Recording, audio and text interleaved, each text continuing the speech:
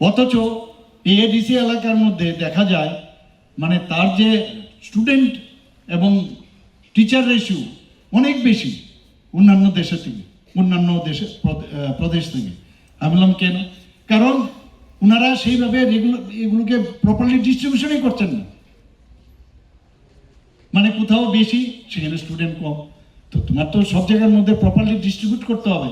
তো আমি বললাম এগুলো কথা বলুন, ওনাদেরকে ডাকুন, আর এগুলো আমাদের কথা শুনতে হয়, তাহলে কোথা থেকে শিক্ষার মান বাড়বে? তো এগুলো নিয়ে আমরা চিন্তা ভাবনা করছি।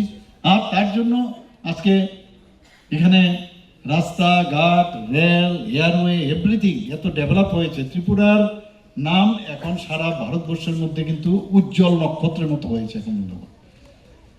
এবং আমি খুব খুশি যখন খেলাধুলার মাঠেও যাই, ফুটবল মাঠে, ক্রিকেট মাঠে, বিভিন্ন জায়গায় আজকে দেখছি জনজাতির ছেলে মেয়েরা খুব ভালো করছে। ওদের মধ্যে আমরা যেহেতু প্ল্যাটফর্ম আমরা দিয়েছি, তাদের মধ্যে একটা স্কোপ এখন চলে এসছে যে yes, we also can do it. We are strong enough and we are stronger than anyone. আমরা সবাই একসাথে থাকতে চাই এখানে, জাতি, জনজাতি, মাইনরিটি এবং মণিপুরি সবাই মিলে